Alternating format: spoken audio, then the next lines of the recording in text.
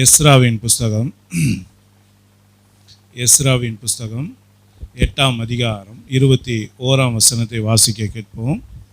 அப்பொழுது நாங்கள் எங்கள் தேவனுக்கு முன்பாக எங்களை தாழ்த்துகிறதற்கும் எங்களுக்காகவும் எங்கள் பிள்ளைகளுக்காகவும் எங்கள் சகல பொருள்களுக்காகவும் செவ்வையான வழியை தேடுகிறதற்கும் நான் அங்கே அந்த அகாவா நதி அண்டையிலே உபவாசத்தை கூறினேன். ஆமென். உபவாசத்தை கூறினேன். இன்றைக்கு உபவாச நாளா இருக்கிறபடினாலே என் அருமையான தேவனுடைய பிள்ளைகளை உபவாசத்தை குறித்ததான ஒரு வார்த்தையை நாம் தியானிக்கும்படியாக கர்த்தர் நமக்கு கொடுத்திருக்கிறார்.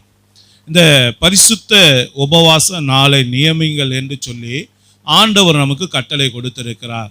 அருமையான தேவனுடைய பிள்ளைகளை, இங்கே இந்த பரிசுத்தவானாகிய எஸ்ரா ஒரு அருமையான ஒரு காரியத்தை இந்த அகாவா நதி அண்டையில் அவர் செய்கிறதை குறித்து வேதம் நமக்கு சொல்லி கொடுக்கிறது. அந்த அகாவா நதி அண்டையில் அவர் என்ன செய்கிறார்? உபவாசத்தை கூறினார் என்று சொல்லி நம்ம பார்க்குறோம். அநேக நேரங்களில் இந்த உபவாசமானது சில நேரங்களில் ஒரு நாள் உபவாசம் இருக்கிற காரியமும் உண்டு. சில பேர் 3 நாள் உபவாசம் இருப்பாங்க, சில பேர் 7 நாள் உபவாசம் இருப்பாங்க, சில பேர் 11 நாள் இருப்பாங்க, சில பேர் 21 நாள் இருப்பாங்க, சில பேர் 40 நாள் இருப்பாங்க. இப்படி அநேக உபவாசத்தை குறித்து பார்த்தீங்கன்னா நாட்களை இத்தனை நாள் நான் உபவாசம் இருந்து நான் தேவனை தேடுவேன் என்று சொல்லி தீர்மானம் பண்ணி தேடுகிற பிள்ளைகள் உண்டு. இந்த உபவாசத்தை குறித்து நான் சொல்லும்போது ஒன்று நல்லா தெரிந்து கொள்ளுங்க. காலையில் 6 மணியிலிருந்து சாயந்தரம் 6 மணி வரைக்கும் தான் உபவாசம். அப்போ நல்லா புரிந்து கொள்ளுங்க, இந்த உபவாச நாட்களை எப்படி இருக்கணுன்றதை நான் உங்களுக்கு தெளிவுபடுத்துகிறேன். ஒன்று. ரெண்டாவது, இந்த உபவாச நாட்களில் நீங்கள் நிறைய பேர் என்ன பண்ணுவாங்கன்னா, உபவாசம் சொல்லிவிட்டு அன்றைக்கி தான் துணி துவைக்கிற வேலை, வீடு க்ளீன் பண்ணுற வேலை, பாத்திரம் கழுவுற வேலை, செல்ஃபு க்ளீன் பண்ணுற வேலை, சரிங்களா, அதை தான் அவங்க செய்வாங்க. இல்லைன்னா சில பேர் என்ன பண்ணுவாங்க, உபவாசம் சொல்லிவிட்டு இழுத்து போட்டுட்டு கம்முன்னு தூங்க ஆரம்பிச்சிருவாங்க. இதெல்லாம் உபவாசம். உபவாசம்னா என்ன அப்படின்னு கேட்டிங்கன்னா, நீங்கள் தேவனுடைய எந்த சொந்த வேலையும் செய்யக்கூடாது, சொந்த பேச்சை பேசக்கூடாது. நல்லா புரிந்து கொள்ளுங்க. காலையில் 6 மணிக்கு முழங்கால் படிட்டு அந்த உபவாசத்தில் என்ன இருக்கணும்னா, ஜெபம் இருக்கணும், பாட்டு பாடி கர்த்தரை மகிமைப்படுத்துறது இருக்கணும், கர்த்தரை துதிக்கிறது இருக்கணும், கர்த்தரை ஆராதிக்கிறது இருக்கணும், அதோடு கூட விண்ணப்பங்களை ஏறெடுக்கிற காரியம் இருக்கணும், வேதத்தை வாசிக்கிறது தியானிக்கிறது அது இருக்கணும், உங்களை ஒப்பு கொடுக்கிறது காரியம் இருக்கணும். இதெல்லாம் தான் உபவாசத்தினுடைய அடிப்படையான காரியங்கள். நல்லா புரிந்து கொள்ளுங்க. இதை தவிர்த்துட்டு வேற எந்த காரியம் நீங்கள் சொன்னாலும் அது உபவாசமே கிடையாது. நிறைய பேர் உபவாசம் சொல்லிட்டு வேலைக்கு போகிறாங்க பாருங்க, அது உபவாசம் கிடையாது. நல்லா புரிந்து கொள்ளுங்க. அப்போ உபவாசம்ன்றது இப்படி தான் இருக்கணும், வேதம் சொல்லி கொடுக்குற அடிப்படையிலான உபவாசம். அப்போது இங்கே இந்த அருமையான பரிசுத்தவான் என்ன செய்கிறார் பாருங்க. இந்த உபவாசத்தை அவர் எதற்காக இருக்கிறார் என்று ஒரு 5 காரியத்தை சொல்றாரு பாருங்க. திரும்ப அந்த வசனத்தை வாசிங்க.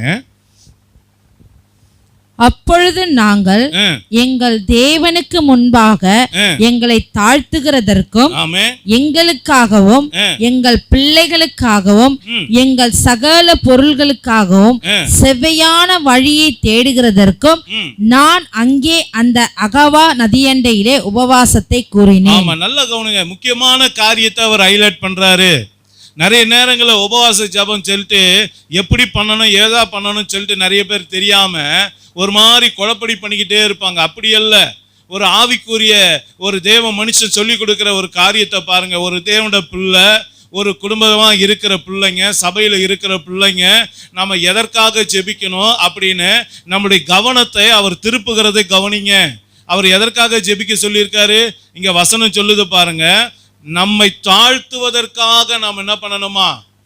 நல்லா யோசிச்சு பாருங்க. நம்மை தாழ்த்துவதற்காக நாம ஜெபிக்கணும், நமக்காக நாம ஜெபிக்கணும், நம்ம பிள்ளைங்களுக்காக ஜெபிக்கணும், நமக்கு ஆண்டவர் கொடுத்த சகல பொருட்களுக்காக ஜெபிக்கணும், நல்ல செவ்வையான வழியை தேடுவதற்காக நாம ஜெபிக்கணும். இதுதான் ஒரு பர்ஃபெக்டான ஒரு உபவாச கூடுகை. நல்லா புரிந்து கொள்ளுங்க. அப்போ உங்களுடைய உபவாசம் இப்படிப்பட்டதா இருக்கணும் அப்படின்றத ஆண்டவர் நமக்கு சொல்லி கொடுக்கிறார். அப்போ இதுல முதலாவது காரியத்தை குறித்து நம்ம அப்படியே தொடர்ந்து வரிசையா 1 by 1 பார்ப்போம். முதலாவது, நம்மை தாழ்த்துவதற்காக. ஏன் ஒரு தேவனுடைய பிள்ளை தாழ்த்தணும் உபவாச கூடுகையில? யோசிச்சு பாருங்க. அப்ப இங்க சொல்ற தாழ்மைனா என்ன? அப்படியே ஒரு மாதிரி பவ்யமா நடந்து போக சொல்றாரா? இல்லை சபையில் இந்த உபவாச கூட்டத்தில் அப்படியே ஒரு மாதிரி உட்காந்துருக்க சொல்கிறார், அதுதான் தாழ்மை நினச்சிக்கிட்டு இருக்கோமா? இல்லை, வேதம் என்ன சொல்கிற தாழ்மை என்ன அப்படின்னு நீங்கள் பார்த்தீங்கன்னா, இந்த இடத்துல உபவாச கூடுகை குறித்து சொல்லப்பட்டிருக்க இந்த இடத்துல சொல்லப்பட்ட அந்த தாழ்மையோட உண்மையான அர்த்தம் என்னன்னா, 1 ராஜாக்களின் புஸ்தகம் 21ஆம் அதிகாரம் இங்கே 17 29 வசனங்களை நான் குறித்திருக்கேன். இங்கே எலியா என்கிற ஒரு தேவனுடைய மனுஷனுக்கும் ஆகாப் என்கிற ஒரு மனுஷனுக்கும் நடக்கிற உரையாடல். நல்லா கவனிச்சிங்க. இங்கே உங்களுக்கு இந்த தாழ்மைன்னா என்னன்னு அப்பதான் தெரியும் பாருங்க. வாசிங்க. கர்த்தருடைய வார்த்தை திஸ்பியனாகிய எலியாவுக்கு உண்டாயிற்று. அவர், நீ எழுந்து சமாரியாவில் இருக்கிற இஸ்ரவேலின் ராஜாவாகிய ஆகாபை சந்திக்கும்படி போ. இதோ அவன் நாபோத்தின் திராட்சை தோட்டத்தை சொந்தமாக எடுத்துக்கொள்ள அங்கே போயிருக்கிறான். நீ அவனை பார்த்து, நீ கொலை செய்ததும் எடுத்துக்கொண்டதும் இல்லையோ என்று கர்த்தர் சொல்லுகிறார். நாய்கள் நாபோத்தின் ரதத்தை நக்கின ஸ்தலத்திலே உன்னுடைய ரதத்தையும் நாய்கள் நக்கும் என்று. அவன் ரத்தத்தை நக்கினது போல உன் ரத்தத்தையும் நாய்கள் என்ன பண்ணும்? நக்கும் என்று கர்த்தர் சொல்லுகிறார் என்று சொல் என்றார். அப்பொழுது ஆகாப் எலியாவை நோக்கி, என் பகைஞனே, என்னை கண்டுபிடித்தாயா என்றான். நல்லா கவனிங்க. இங்க கவனிக்க வேண்டிய விஷயம் என்னன்னா, இந்த ஆகாப் என்கிற ஒரு மனுஷன் தவறு செய்து விட்டான். கர்த்தருக்கு பிரியமில்லாத ஒரு பாவத்தை செஞ்சு விட்டான், கொலை செஞ்சிட்டான், ஒருத்தனுடைய பொருளை அபகரித்து கொண்டான். நல்லா கவனிங்க. இது கர்த்தர் பார்க்கிறார். என்னன்னு யார் பார்க்கிறாரு? கர்த்தர் பார்க்கிறார். அப்ப நல்லா கவனிச்சுக்கொள்ளுங்க. ஏசப்பா எல்லாத்தையும் பார்க்கிறாரு. ஏசப்பா நம்ம திருடுறதையும் பார்க்கிறாரு, கொள்ளை அடிக்கிறதும் பார்க்கிறாரு. உள்ளத்துல ஒரு தப்பான எண்ணம் தோணுனா கூட எல்லாம் அவருக்கு எல்லாம் வெளிப்படையா தெரியும். ஆனா நம்ம ஏசப்பாவோட பிள்ளைங்க, புரியுதுங்களா? அவருடைய பிள்ளைகள் மேல எப்போதும் என்ன பண்றாரு? கண்ணு மூக்கு காதெல்லாம் வச்சு கவனிச்சுக்கிட்டு தான் இருக்காரு. நல்லா கவனிச்சு பாருங்க. இவன் தப்பு செஞ்ச உடனே முதல்ல யார்கிட்ட மாட்டினான்? ஏசப்பா கிட்ட மாட்டிக்கிட்டான் பாருங்க. நல்லா கவனிங்க. இப்ப ஏசப்பா என்ன பண்றாரு? தன்னுடைய ஊழியக்காரன் மூலமா அதை சொல்லி அவனுக்கு ஒரு எச்சரிப்பு கொடுக்கிறார். அதை தான் நம்ம இப்ப வாசிக்கிறோம். வாசிங்க. அதற்கு அவன், கண்டுபிடித்தேன், கர்த்தரின் பார்வைக்கு பொல்லாப்பானதை செய்ய நீ உன்னை விற்று போட்டாய். நான் உன்மேல் பொல்லாப்பு வர பண்ணி உன் சந்ததியை அழித்து போட்டு ஆகாபுக்கு சுவரில் நீர் விடும் ஒரு நாயாகிலும் இராதபடிக்கு இஸ்ரவேலில் அடைப்பட்டவனையும் விடுபட்டவனையும் சங்கரித்து, நீ எனக்கு கோபம் உண்டாகி இஸ்ரவேலை பாவம் செய்ய பண்ணினது நிமித்தம் உன்னுடைய குடும்பத்தை நேபாத்தின் குமாரனாகிய ஏரோபெயாமின் குடும்பத்துக்கும் அகியாவின் குமாரனாகிய பாஷாவின் குடும்பத்துக்கும் சமானமாக்குவேன் என்றார் என்று சொன்னான். ஆமே. இப்போ அடுத்து நான் சொல்ற வசனத்தை வாசிங்க. 27ஆம் வசனத்தை வாசிங்க. ஆகாப் இந்த வார்த்தைகளை கேட்டபோது, நான் கேட்டீங்களா? இப்ப ஆண்டவர் பேசினதையும் தீர்க்கதரிசி மூலமா எச்சரித்ததையும் கேட்ட உடனே அந்த ஆகாப் என்ன பண்றான் பாருங்க. தன் வஸ்திரங்களை கிழித்து தன் சரீரத்தின் மேல் ரெட்டை போர்த்து கொண்டு உபவாசம் பண்ணி ரெட்டிலே படுத்து தாழ்மையாய் நடந்து கொண்டான். அப்பொழுது கர்த்தருடைய வார்த்தை திஸ்பியனாகிய எலியாவுக்கு உண்டாயிற்று. அவர், ஆகாபு எனக்கு முன்பாக தன்னை தாழ்த்தினதை கண்டாயா? அவன் எனக்கு முன்பாக தன்னை தாழ்த்துகிறபடியினால் நான் அவன் நாட்களில் அந்த பொல்லாப்பை வர பண்ணாமல் அவன் குமாரன் நாட்களில் அதை அவன் வீட்டின் மேல் வர பண்ணுவேன் என்றார். ஆமா, நல்லா கவனிங்க. இங்க அந்த மனுஷன் தான் செய்த தவறை ஊழியக்காரன் மூலமாக கர்த்தர் உணர்த்துகிற போது, தன்னுடைய பாவத்தை உணர்த்துகிற போது, தன்னுடைய தவறுகளை உணர்த்துகிற போது, தான் வழிமாறி நடந்த காரியங்கள், நான் அடுத்தவனுக்கு கெடுதியை பண்ண காரியங்கள், இப்படி கர்த்தருக்கு பிரியமில்லாத காரியங்களை நான் செய்தது எல்லாவற்றையும் அந்த ஊழியக்காரன் மூலமாக கர்த்தர் வெளிப்படுத்தி கொடுக்கும் போது, இந்த ஆகாப் என்கிற மனுஷன் என்ன பண்றான்? உடனே தன்னை தாழ்த்துகிறதை வேதம் காட்டுகிறது. உடனே அவன் என்ன பண்றான்? உபவாசத்தை கூறுவிக்கிறான். உடனே அவன் என்ன பண்றான்? ரட்டுடுத்தி கர்த்தருடைய சமூகத்துல தாழ்மை நடந்து கொண்டான் அப்படின்னு சொல்லப்பட்டிருக்கு. நல்லா கவனிங்க. இந்த இடத்துல அவனுடைய தவறு சுட்டி காட்டப்படுவதை குறித்து எழுதப்பட்டிருக்கு. இந்த காரியத்தை செஞ்ச உடனே அவன் என்ன பண்ணான்? உபவாசம் பண்ணி ரட்டை உடுத்தினான் அப்படின்னு இருக்கு. இதே ஒரு காரியம் இன்னொரு பகுதியில் எழுதப்பட்டிருக்கு. வாசிப்போம். யோனா 3ஆம் அதிகாரம் 4 to 10 வசனங்களை வாசிங்க. யோனா 3ஆம் அதிகாரம் 4-10 பக்கம் 1074 பழைய ஏற்பாடு. யோனா நகரத்தில் பிரவேசித்து ஒரு நாள் பிரயாணம் பண்ணி இன்னும் 40 நாள் உண்டு, அப்பொழுது நினிவே கவிழ்க்கப்பட்டு போகும் என்று கூறினான். ஆமென். அப்பொழுது நினிவேயிலுள்ள ஜனங்கள் தேவனை விசுவாசித்து உபவாசம் செய்யும்படி கூறினார்கள். நல்லா கவனிச்சுக்கலாம், உபவாசம் செய்யும்படி கூறினார்கள். பெரியோர் முதல் சிறியோர் மட்டும் இரட்டை உடுத்திக் கொண்டார்கள். இந்த செய்தி நினிவேயின் ராஜாவுக்கு எட்டின போது அவன் தன் சிங்காசனத்தை விட்டு எழுந்து தான் உடுத்தியிருந்த உடுப்பை கழற்றி போட்டு இரட்டை உடுத்திக் கொண்டு சாம்பலிலே உட்கார்ந்தான். மேலும் ராஜா தானும் தன் பிரதானிகளும் நிர்ணயம் பண்ணின கட்டளையாக நினிவேயில் எங்கும் மனுஷரும் மிருகங்களும் மாடுகளும் ஆடுகளும் ஒன்றும் ருசி பார்க்காதிருக்கவும் மேயாமலும் தண்ணீர் குடியாமலும் இருக்கவும் மனுஷரும் மிருகங்களும் இரட்டினால் மூடிக்கொண்டு தேவனை நோக்கி உரத்த சத்தமாய் கூப்பிடவும் அவர் தம் தம் பொல்லாத வழியை அவரவர் தம் தம் பொல்லாத வழியையும் தம் தம் கைகளில் உள்ள கொடுமையும் விட்டு திரும்பவும் கடவர்கள். ஆமென். யாருக்கு தெரியும், நாம் அழித்து போகாதபடிக்கு ஒருவேளை தேவன் மனஸ்தாபப்பட்டு தம்முடைய உக்கிர கோபத்தை விட்டு திரும்பினாலும் திரும்புவார் என்று கூற சொன்னான். அவர்கள் தங்கள் பொல்லாத வழியை விட்டு திரும்பினார்கள் என்று தேவன் அவர்களுடைய கிரியைகளை பார்த்து தாம் அவர்களுக்கு செய்வேன் என்று சொல்லி இருந்த தீங்கை குறித்து மனஸ்தாபப்பட்டு அதை செய்யாதிருந்தார். ஆமா, நல்லா கவனிச்சீங்களா? ரெண்டு சம்பவம் ஒண்ணுதான். நல்லா கவனிங்க. அங்க ஒரு மனுஷன் செஞ்சான், இங்க ஒரு தேசமே செஞ்சிருக்கு. நல்லா கவனிச்சுங்க.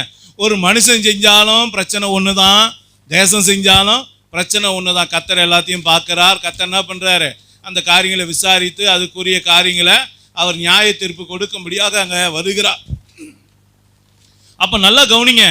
இந்த இடத்துல ஆகாப்புக்கு இந்த தன்னுடைய தவறை சுட்டி காட்டும் போது அவன் தாழ்மையாய் நடந்து கொண்டான்னு சொல்லப்பட்டிருக்கு. பார்த்தீங்களா? அந்த தாழ்மையான உண்மையான அர்த்தம் என்ன அப்படின்னு கேட்டீங்கன்னா, தான் செய்த தவறை உணர்வது. என்னது? நாம செய்த தவறை உணர்வது தான் அங்க வசனம் சொல்லுகிறது தாழ்மை. நல்லா கவனிங்க. நீங்க உபவாசம் பண்ணி தேவ சமூகத்துல உட்கார்ந்தீங்கனாலே உங்க தப்பெல்லாம் ஒண்ணு ஒண்ணா உங்களுக்கு ஆண்டவர் உணர்த்த ஆரம்பிச்சிருவாரு. என்னது? முதல்ல கர்த்தரை நீங்க தேட ஆரம்பிச்சீங்கன்னா என்ன நடக்கும்? முதல்ல நாம செய்த தவறு என்ன, நாம எங்க என்ன எடாகுடமா பேசி இருக்கிறோம், வாயினால வந்த பாவம் என்ன, நம்முடைய கண்களினால வந்த பாவம் என்ன, நம்முடைய கைகளினால வந்த பாவம் என்ன, நம்ம இருதயத்தால வந்த பாவம் என்ன, நம்ம சிந்தையால வந்த பாவம் என்ன, நம்ம நடக்கையினால வந்த பாவம் என்ன அப்படின்னு சொல்லி எல்லா விதமான நம்முடைய தவறி போய் பேசின காரியங்கள், அதனால வரக்கூடிய தேவ கோபாக்கினையுடைய காரியங்கள் எல்லாம் இங்க ஆண்டவர் என்ன பண்றாரு? நமக்கு சுட்டி காட்ட ஆரம்பித்து விடுகிறார். அப்ப நல்லா கவனிங்க. ஏன் தேவனை தேடணும் அப்படின்னா, நிறைய நேரங்களை நம்ம செய்யறது தப்புனே தெரியாம செஞ்சுக்கிட்டு இருப்போம். இந்த ஆகாப்பை போலதான், இந்த நினிவே ஜனத்தை போலதான். அதனால நாம செய்த தவறுக்கு ஒரு தண்டனை ஒண்ணு உண்டு பாருங்க. நல்லா கவனிங்க. அவன் செஞ்ச தப்புக்கு ஒரு தண்டனை சொன்னாரா? இவங்க செஞ்ச தப்புக்கு ஒரு தண்டனை சொன்னாரா? அப்ப தப்பு செஞ்சா சட்டம் என்ன சொல்லுது? தண்டனைய அனுபவிச்சே ஆகணும். திருடினா அதுக்கு ஒரு தண்டனை உண்டு, கொலை செஞ்சா அதுக்கு ஒரு தண்டனை உண்டு, கற்பழிச்சான் இந்திய சட்டத்துல என்ன இருக்கு? அதுக்கு ஒரு தண்டனை உண்டு. அது போல ஆவிக்குரியவன் தப்பு செஞ்சான், ஆவிக்குரிய சட்டம் என்ன பண்ணும்? அவனை தண்டிக்கும். நல்லா புரிஞ்சுக்கொள்ளுங்க. அப்ப ஆவிக்குரியவன் தவறு செய்யுற காரியத்துல நிறைய நேரங்களில் தவறுனே தெரியாம செய்யறது. நல்லா கவனிங்க. போற போக்கில் அப்படியே செஞ்சுட்டு போயிட்டே இருக்கிறது. இதுதான் நிறைய நேரங்களில் நடக்கிறது. அப்போ உபவாசம் இருக்கும்போது நீங்க உங்களை தாழ்த்துறதுன்றது என்ன, எதை குறிக்குதுன்னா, கர்த்தருடைய சமூகத்தில் நீங்க காத்து இருக்கும்போது கர்த்தர் செய்த தவறுகளை, இந்த இடத்துல நீ இப்படி பண்ணியிருக்க கூடாது, இங்க இப்படி பேசி இருக்க கூடாது, இவன் பொருளை நீ இப்படி திருடி இருக்க கூடாது, அவனை கொலை பண்ணியிருக்க கூடாது, அவன் காலை பிடிச்சி இழுத்து இருக்க கூடாது, அவனுக்கு படுகுடி வெட்டி இருக்க கூடாது, அவமதிச்சு பேசி இருக்க கூடாது, நிந்திச்சு பேசி இருக்க கூடாது, வயசானவன் கூட அந்த மரியாதை கொடுக்காம நடந்துகிட்ட பாரு, அப்படி நடந்திருக்க கூடாது அப்படின்னு சொல்லி நாம செய்த எல்லாவற்றை குறித்தும் கர்த்தர் அந்த இடத்துல என்ன பண்ணுவார்? படம் பிடித்து காட்டுவார். அல்லேலூயா. அப்படி காட்டும் போது உடனே நம்ம என்ன பண்ணிடணும்? சரண்டரா இன்னும், ஏசப்பா என்ன மன்னிச்சிருங்கப்பா, நான் செஞ்சிட்டேன், தப்பு செஞ்சிட்டேன், என்ன மன்னிச்சிருங்கப்பா அப்படின்னு சொல்லி யார் ஒருவர் தங்களை தாழ்த்துறாங்களோ, தங்கள் தவற உணர்ந்து கர்த்தருடைய சமூகத்துல தங்களை அர்ப்பணிக்கிறார்களோ அந்த பிள்ளைகள் ஆசீர்வதிக்கப்படுவாங்க. அல்லேலூயா. அப்ப நல்லா பார்த்துக்குங்க. இங்க முதலாவதாக நாம ஆண்டவரை சமூகத்தில் நம்ம தாழ்த்துவதற்காக, தேவனுக்கு முன்பாக நம்மை தாழ்த்துவதற்காக ஏறெடுக்கப்படுவது தான் உபவாசம். இது இல்லாம அதுக்கு அடுத்ததெல்லாம் நடக்காது. நீங்க நல்லா புரிஞ்சுங்க. பரிசுத்தம் ஆகணும். பரிசுத்தம் இல்லாம தேவன் இறங்க மாட்டார். நல்லா புரிந்து கொள்ளுங்க. நம்முடைய ஆசீர்வாதத்துக்கு எது தடையா இருக்குன்னா நம்முடைய பாவங்கள், நம்ம இடத்துல காணப்படுகிற அசுத்தங்கள் தான் நமக்கு என்ன பண்ணுது, முன்னாடி வந்து கதவை அடைச்சிக்கிட்டு நிக்குது. நல்லா புரிஞ்சுங்க. இந்த பாவம் மன்னிக்கப்படாம, இதுல இருந்து நம்ம மனம் திரும்பி ஆண்டவருடைய மன்னிப்பை பெற்றுக்கொள்ளாம நீங்க ஒரு நாள் ஆசீர்வாதத்தை பெற்றுக்கொள்ளவே முடியாது. அததான் ஆண்டவர் சொல்றாரு பாருங்க, என் நாமம் தரிக்கப்பட்ட என் ஜனங்கள் தங்களை தாழ்த்தி தங்கள் பாவங்களை விட்டு மனம் திரும்பி என்னை நோக்கி கூப்பிடும் போது நான் அவர்கள் தேசத்துக்கு என்ன பண்ணுவேன், சேமத்தை கொடு. எப்போ கொடுப்பாரா? தாழ்த்தும் போது, மனம் திரும்பும் போது, மன்னிப்பு கேட்கும் போது, அவரோடு ஒப்புரவாகும் போது, அப்பதான் என்ன பண்ணுவாரு, சேமத்தை கொடுப்பாரு. அப்ப யோசிச்சு பாருங்க, நம்ம கிட்ட பாவத்தை வச்சுக்கிட்டு இயேசு கிறிஸ்து என்ன ஆசீர்வதிக்கலன்னு சொன்னா பிரச்சனை யாருக்கிட்ட இருக்கு? ஆமா, ஒத்துக்கிட்டீங்களா? ஆமா தானே? அப்போ உபவாசம் ஏன் போடணும் தெரியுதா? முதல்ல உபவாசம் நம்ம கிட்ட என்ன குறை இருக்குன்னு கண்டுபிடிக்கிறதுக்காக போடுறதுக்கு பேர் தான் என்னது, உபவாசம். இதை நீங்க சரி பண்ணாலே அடுத்தடுத்த வாசல்லாம் அப்படியே அடுத்தடுத்து திறக்கப்படும். நல்லா கவனிங்க. மெயின் கேட்டே இதுதான். மெயின் கேட்டு திறக்காம நீங்க அடுத்த கேட்டுக்குள்ளலாம் நுழைய முடியாது. உங்களுக்கான ஆசீர்வாதத்தை பெற்றுக்கொள்ள முடியாது. அதனுடைய சாவியே உங்களுக்கு கிடைக்காது. பார்த்துங்க, யோசிச்சு பாருங்க. இங்க உலகத்தாரு போல கள்ள சாவி போட்டுலாம் திறக்கிற மெத்தட்லாம் கிடையாது. அவர் திறந்தாதான். அதான் சொல்ல, நானு திறந்தா ஒருத்தனும் பூட்ட முடியாது, நான் பூட்டிட்டா ஒருத்தனும் திறக்க முடியாது. அப்போ உங்க வாழ்க்கையில ஏதாவது பூட்டி இருக்காரா? யோசிச்சு பாருங்க. சில ஆசீர்வாதத்தை பூட்டி இருக்காரா? சில காரியங்களை பூட்டி வச்சிருக்காரா? அப்ப அதெல்லாம் யாருக்கிட்ட இருக்கு சாவி? இப்போ அவர்கிட்ட இருக்கு. அப்ப அவர் திறக்கணும்னா ஆண்டவருடைய சமூகத்தில் நம்ம என்ன பண்ணணும், தேடணும். என்கிட்ட என்ன குறை இருக்கு, எங்க சில இடத்துல எங்க பேசியிருப்போம் பாருங்க. இயேசுவே இந்த குடும்ப தலைவர்னு சொல்றோம், ஆனா யாராவது ஒரு ஆளை பார்த்து என்ன பண்ணியிருப்போம், தலைவா இங்கே வான்னு சொல்லியிருப்போம். யோசிச்சு பாருங்க.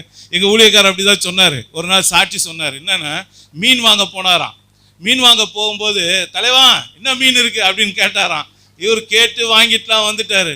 முழங்கால் படிக்கிட்டு ஜெபம் பண்ணா ஆண்டவர் பேசுறார், நான் உனக்கு தலைவனா, அவன் உனக்கு தலைவனா? யோசிச்சு பாருங்க. நம்மளும் அறியாம இப்படிதான் உலகத்தார் பேசுறான்.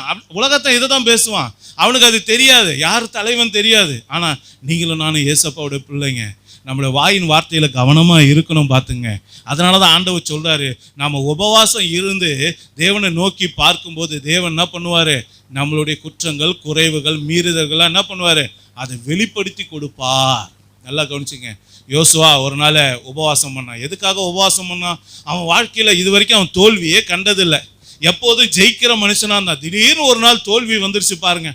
ஏன்டா இந்த தோல்வி வந்துருச்சு அப்படின்னு பார்க்கும்போது ஆண்டவருடைய சமூகத்துல உபவாசம் இருக்கிறான். காலையில இருந்து சாயந்தரம் வரைக்கும் இருக்கான். உடனே ஆண்டவருக்கு சாயந்தர வேலையில கூப்பிட்றாரு, நீ எதுக்கு என் முன்னாடி முகம் குப்புற விழுந்து கிடக்கிற, எந்திரி அப்படின்னாரு. அவன் எந்திரிச்சு நின்னான். ஏசப்பா அப்படின்னா. உடனே அவர் என்ன சொன்னார், உன் ஜனங்க தப்பு செஞ்சாங்க, அதனால தான் தோல்வி. நல்லா கவனிங்க. நீங்க உபவாசம் இருந்தா ஆண்டவர் உடனே பதில் கொடுக்குறாரு பாருங்க. இவனுக்கு தெரியல எங்க பிரச்சனைன்னு தெரியல, ஏன் இந்த போராட்டம், ஏன் இந்த தலைவலி, ஏன் இந்த உபத்திரவம் எனக்கு வந்தது தெரியல. அதனால என்ன பண்ணிட்டான், எல்லாம் தெரிஞ்சவர்கிட்ட முன்னாடி போய் சரண்டர் ஆயிட்டான். நல்லா கவனிங்க. சாயந்தர வேலையில் ஆண்டவர் கூப்பிட்டு என்ன பண்ணாரு, உன் பிரச்சனைக்கு காரணம் என்னன்னு உனக்கு தெரியல, நான் சொல்றேன் பாரு, உன் ஜனங்க பாவம் செஞ்சுட்டாங்கன்னாரு. அதுக்கப்புறம் என்ன பாவம் செஞ்சாங்க அதையும் அவரே சொல்றாரு. நான் சொன்னேன் சாபத்தீடானதை எடுக்கக்கூடாதுன்னு சொன்னேன். உங்க ஆளுங்க எடுத்து அதை பண்ணமாடிக்குள்ள ஒளிச்சு வச்சிருக்காங்க. இடத்தையும் வேற காட்டி கொடுத்துட்டாரு பாருங்க. யோசிச்சு பாருங்க. அப்பதான் விஷயம் புரியுது. யாருக்கு? யோசுவாக்கு. இப்போ உங்களுக்கு விஷயம் புரியுதா? நம்ம பண்டம்பாடியில் ஏதாவது ஒளிஞ்சிருக்கா? கர்த்தருக்கு பிரியமில்லாத காரியங்க. அழகான பாபிலோனி சால்வையை ஒருத்தன் எடுத்து ஒளிச்சு வச்சிருந்தான். கர்த்தர் அதை அருவருக்கிறார். ஆனால் அவன் பார்வைக்கு எப்படி இருக்கு? அழகா இருக்கு. நல்லா கவனிச்சு பாருங்க. அதே மாதிரி ஒரு பாபிலோனிய இது என்ன சொல்றது, அந்த தட்டு மாதிரி ஒரு காரியத்தை வச்சிருந்தான். நல்லா கவனிங்க. அது அவனுக்கு உகந்ததா தெரியுது. ஆனால் கர்த்தர் அதை என்ன பண்றாரு, அருவருக்கிறார். ஏன்னா அது வந்து அந்நிய தேசத்தோட காரியம். அந்நிய காரியங்களை கர்த்தர் என்ன பண்றாரு, அருவருக்கிறார். ஆனா இவனுக்கு எப்படி இருக்கு? இன்பமா இருக்கு. உலக இன்பமா இருக்கா? உலக காரியங்கள் இன்பமா இருக்கா? யோசிச்சு பாருங்க. அப்போ இதுதான் நம்ம வீழ்ச்சிக்கு காரணம். அப்போ முதல்ல தேவன் நம்மோட பேசாம இருக்கிறதுக்கும், தோல்வியை நாம சந்திக்கிறதுக்கும், நம்முடைய ஆவிக்குரிய வாழ்க்கையில நம்ம வீழ்ச்சி அடைந்ததுக்கும் நீங்களும் நானும் காரணத்தை தெரிந்து கொள்ளணும்னா முதல்ல நமக்கு என்ன தேவை? உபவாசம் தேவை. இந்த விஷயத்தை சரி பண்ணாம வேற எந்த ஆசீர்வாதமான காரியமும் நம்முடைய வாழ்க்கையில நடக்காது. ஃபர்ஸ்ட் விஷயம். ரெண்டாவது, அவர் என்ன சொன்னாரு? அந்த உபவாசம் எப்படி எடுக்கணும்? முதலாவது, எங்கள் தேவனுக்கு முன்பாக எங்களை தாழ்த்துகிறதற்கும், ரெண்டாவது என்ன சொன்னாரு? எங்களுக்காகவும் எங்கள் பிள்ளைகளுக்காகவும் ஜெபிக்க சொன்னார். இது ரெண்டும் ஒன்னா சேர்த்து நம்ம பார்ப்போம். லூக்கா 23:28 வாசிங்க. இயேசு அவர்கள் முகமாய் திரும்பி, எருசலேமின் குமாரத்திகளே, நீங்கள் எனக்காக அழாமல் உங்களுக்காகவும் உங்கள் பிள்ளைகளுக்காகவும் அழுங்கள். யாருக்காக? உங்களுக்காகவும் உங்கள் பிள்ளைகளுக்காக அழுங்க. இயேசு கிறிஸ்து சிலுவையில இருந்து பேசின வார்த்தைகள் சொல்றாங்க இல்லையா? இது சிலுவைக்கு முன்னாடி பாட அனுபவிக்கும் போது அவர் என்ன பண்றார்? சிலுவை சுமந்து போகும்போது பேசுற வார்த்தை நல்லா கவனிச்சுங்க. இங்க ஒரு வார்த்தையை சொல்லியிருக்காரு, என்ன? உங்களுக்காகவும் உங்கள் பிள்ளைகளுக்காக. அப்போ எதுக்காக அழுவ சொல்லியிருக்காரு? வீடு இல்லையே, ஆஸ்தி இல்லையே, அதுக்காக அழுவ சொல்லியிருக்காரு. சொத்து பத்து இல்லையே, கார் இல்லையே, பைக் இல்லையே, அதுவா இல்லை. எதுக்காக உண்மையை ஆளணுமா? ஆண்டவரே சொல்றாரு பாருங்க, சிலுவையை தூக்கிட்டு போக போறாரு, அந்த கொல்கத்தா மலையை நோக்கி போயிட்டு இருக்காரு. இந்த நேரத்தில் அவர் வாயிலிருந்து வந்த வார்த்தை என்ன? நீங்க உங்களுக்காக அழுவுங்க, உங்க பிள்ளைக்காக அழுவுங்க, எனக்காக அழாதீங்கன்னு சொல்றாரு. ஆனா இன்னைக்கு நம்ம ஆளுங்க லெந்து நாட்கள்ன்ற பேருவில் யாருக்காக அழுதுட்டு இருக்காங்க? யோசிச்சு பாருங்க. இயேசு சிலுவையில் அரைச்சிட்டாங்க, அதனால தாடி வளர்த்துக்கிட்டு இருக்க. இன்னைக்கு நிறைய பேர் அப்படிதான் இருக்காங்க. நல்லா யோசிச்சு பாருங்க. ஆனா ஆண்டவர் என்ன சொன்னாரு? உங்களுக்காக அழுவுங்க, உங்க பிள்ளைங்களுக்காக அழுவுங்க அப்படின்னு சொன்னார். அப்போ உபவாசம் எதற்காக? நமக்காகவும் நம்முடைய பிள்ளைகளுக்காகவும் நம்முடைய குடும்பத்துக்காகவும் கர்த்தருடைய சமூகத்தில் நிற்பதற்காக தான் கர்த்தர் உபவாசம் என்கிற ஒரு மேன்மையான காரியத்தை ஆயத்தம் பண்ணி வைத்திருக்கிறார். இந்த உபவாசத்துல நாம நமக்காக ஜெபிக்கணும். பார்த்துங்க, நமக்காக ஜெபிக்கணும். எதுக்காக ஜெபிக்கணும்? ஒவ்வொரு தேவனுடைய பிள்ளைகளோட வாழ்க்கையில ரெண்டு விதமான வாழ்க்கை இருக்கு. என்னது? ஒன்று ஆவிக்குரிய வாழ்க்கை, இன்னொன்று பூமிக்குரிய வாழ்க்கை. அப்போ ஆவிக்குரிய வாழ்க்கைக்காகவும் நாம ஜெபிக்கணும், பூமிக்குரிய வாழ்க்கைக்காக நம்ம என்ன பண்ணணும்? ஜெபிக்கிறவளா இருக்கணும். ஏன் ஆவிக்குரிய வாழ்க்கைக்காக ஜெபிக்கணும் பார்த்தீங்கன்னா, இன்னைக்கு நம்முடைய ரட்சிப்பை காத்துக்கொள்ளணும், ரட்சிக்கப்பட்ட அனுபவத்தை காத்துக்கொள்ளணும் அப்படின்னா இன்னைக்கு நமக்கு என்ன தேவை? அந்த உபவாசம் தேவை. நம்முடைய விசுவாசத்தை காத்துக்கொள்வதற்கு இன்னைக்கு நமக்கு உபவாசம் தேவை. கர்த்தருக்காக நம்ம அர்ப்பணித்து வந்தோம் பார்த்தீங்களா, கீழ்ப்படிஞ்சு வந்தோம் பார்த்தீங்களா, அந்த கீழ்ப்படிதலை காத்துக்கொள்வதற்கு இன்னைக்கு நமக்கு என்ன தேவை? உபவாசம் தேவை. அதோடு கூட எப்போதும் தேவ சித்தத்தை செய்யணும். ஒரு நாளும் நாம நம்முடைய சுய சித்தத்தை செய்யக்கூடாது. சுயம் செஞ்சா நம்ம பிரச்சனையில மாட்டிக்கொள்ளுவோம். நல்லா புரிந்து கொள்ளுங்க. தேவ சித்தத்தை செய்யறவன் என்னைக்குமே ஜெயிப்பான், பிரச்சனையிலேருந்து விடுதலை பெறுவான். ஆனா மனுஷன் சித்தம் நம்ம மைண்டுக்கு இது நல்லதா இருக்குன்னு தோணுதுன்னு வச்சுங்க, உடனே நம்ம என்ன பண்ணிடுவோம்? பிரச்சனையில மாட்டிக்கொள்ளுவோம். அதனால என்ன அருமையான தேவனுடைய பிள்ளைகளே, ஆவிக்குரிய வாழ்க்கையில நாம அடுத்ததாக நம்முடைய அன்புள்ள வாழ்க்கைக்காக நாம ஜெபிக்கணும், ஒரு மனதிற்காக நம்ம ஜெபிக்கணும். அதோடு கூட சுகத்திற்காக, நம்முடைய பலத்துக்காக நாம ஜெபிக்கணும், நம்முடைய குடும்ப வாழ்க்கையினுடைய ஆசீர்வாதத்துக்காக நாம ஜெபிக்கணும், தேவனுடைய சமூகத்தை எப்போதும் காத்துக்கொள்வதற்காக நாம ஜெபிக்கணும், ஜெப வாழ்க்கைக்காக நம்ம ஜெபிக்கணும். நிறைய நேரங்கள்ல எல்லா விஷயத்தையும் ஓரளவுக்கு செஞ்சா கூட இந்த ஜெப வாழ்க்கையில தான் வீழ்ச்சி அடைகிறோம் பாருங்க. தனி ஜெபம் நோ, குடும்ப ஜெபம் இல்லை, சபையில் இருக்க உபவாச ஜெபம் அதுக்கும் இல்லை. அப்ப எந்த ஜெபமும் இல்லாத ஒருத்த மனுஷன் வாழ்க்கையில பிசாசு ஈஸியா போராடுவானா இல்லையா? யோசிச்சு பாருங்க. ஜெபம் இல்லாத வீடு கூரை இல்லாத வீடுன்னு சொல்லுவாங்க. அப்ப கூரை இல்லைன்னா மேலே போற மழையிலிருந்து என்னென்ன மேலே தூக்கி போட்டாலும் அந்த வீட்டு உள்ள என்ன வரும்? விழதான் செய்யும். குப்பை போட்டாலும் விழும், எது வந்தாலும் விழதான் செய்யும். யோசிச்சு பாருங்க. அப்ப இன்னைக்கு ஜெப வாழ்க்கைக்காக கூட உபவாசம் இருக்கணும். என் ஜெபத்துல நான் ரொம்ப குறைவா இருக்கிறேன், ஏசப்பா எனக்கு ஜெப அபிஷேகத்தை ஊற்றுங்க, நான் அதிகாலையில் எழுந்து ஜெபிக்கணும், தனிமையில உம்மோடு கூட அதிக நேரம் சஞ்சரிக்கணும், குடும்ப ஜெபத்துல இருக்கணும், சபையினுடைய எல்லா ஜெப கூடுகையில நான் கலந்து கொள்ளணும் அப்படின்னா கூட உங்களுக்கு என்ன தேவை? அதுக்காக நீங்க ஜெபிக்கிற வழக்கம் தேவை. யோசிச்சு பாருங்க. இன்னைக்கு அநேக நேரங்களில் உங்களால் கர்த்தர் கொடுத்த ஊழியம் இருக்கு பாருங்க. சில பேர் இங்கே தண்ணி எடுத்து கொடுப்பீங்க கர்த்தருக்காக, அது ஒரு ஊழியம்தான். இந்த இடத்துல நீங்கள் பெருக்கி இருப்பீங்க, அது ஒரு ஊழியம்தான். இந்த இடத்துல நீங்கள் சில பேருக்கு சில உதவிகளை செஞ்சுருப்பீங்க, பாயை போட்டிருப்பீங்க, சேர் எடுத்து போட்டிருப்பீங்க, அல்லது தொடச்சிருப்பீங்க. கர்த்தருக்காக நீங்கள் என்னென்ன ஊழியம் செய்ய கைப்பிரதி கொடுத்தாலும் அது பேர் ஒரு ஊழியம்தான். யாருக்காக ஜெபிக்க போனீங்கனாலும் அதுவும் ஒரு ஊழியம்தான். யாராவது பிசாசு பிடிச்சிருக்கவங்களா ஜெபிக்க போறீங்களா அதுவும் ஒரு ஊழியம்தான். இப்படி கர்த்தருக்காக நீங்கள் செய்கிற ஊழியத்தில் இன்னும் நீங்கள் ஜெயம் பெற, இன்னும் நீங்கள் வல்லமையாய் பிரகாசிக்க, கர்த்தர் கொடுத்த ஊழியத்தில் உண்மை உத்தமமாக நீங்கள் இருந்து இன்னும் கர்த்தர் நாமத்தை மகிமைப்படுத்தினா என்ன தேவை? ஜெபம், உபவாச ஜெபம் தேவை. நல்லா கவனிச்சு பாருங்க. அப்போ ஆவிக்குரிய இந்த காரியத்துக்கெல்லாம் பரிசுத்தமாக வாழ்றதுக்கெல்லாம் கூட நம்ம என்ன பண்ணணும்? ஜெபிக்கணும். ஒவ்வொரு நாளும் ஜெபிக்கணும். ஆண்டவர் வருகைக்கு ஆயத்தமாகறதுக்காக உபவாசம் இருந்து ஜெபிக்கணும். அப்போ இதெல்லாம் ஆவிக்குரிய காரியங்க. பார்த்துங்க, பூமிக்குரிய காரியத்துக்காக நம்ம ஜெபிக்கணும். எதுக்காக அப்படின்னு பார்த்தீங்கன்னா, இன்னைக்கு நிறைய வேலை நம்ம செய்கிறோம். இன்னைக்கு நல்லா ஒரு ஜெப குறிப்பெல்லாம் நீங்கள் கொடுத்தீங்க. என்னென்ன வேலை, பிஸ்னஸுக்காக நீங்கள் சொன்னீங்க. நல்லா கவனிங்க. வேலையில் நிறைய போட்டி வரும், பொறாமை வரும், எதிர்ப்பு வரும். நல்லா கவனிச்சிங்க. அதோடு கூட தடைகள் வரும். இந்த வேலையில் பார்த்தீங்கன்னா போராட்டம் வரும். எவ்வளோ கஷ்டப்பட்டாலும் அதில் பலன் இல்லாமல் இருப்போம். பார்த்துங்க, சில பேர் வேலையில் பாருங்கள் நல்லா உழைச்சிக்கிட்டு இருப்பீங்க, உங்களுக்கு ப்ரொமோஷன் வராது. வேலையே செய்யாமல் சுற்றிக்கிட்டு இருப்பான், உட்காந்துட்டு இருப்பான், ஏமாற்றிட்டு இருப்பான். அவனுக்கு ப்ரொமோஷன் கொடுப்பாங்க, அவனுக்கு இன்க்ரிமெண்ட் கொடுப்பாங்க. யோசிச்சு பாருங்க. அப்போ உங்கள் தொழில் கஷ்டப்பட்டு நீங்கள் எல்லாத்தையும் செய்வீங்க, ஆனால் ஒன்றுமே இல்லாமல் இருக்கும். அப்போ இந்த பூமிக்குரிய காரியத்துக்காக ஜெபிக்கணும். எதுக்கு ஜெபிக்கணும்? கர்த்தர் கொடுத்த உங்கள் வேலைக்காக ஜெபிங்க, உங்கள் தொழில் பிஸ்னஸுக்காக ஜெபிங்க.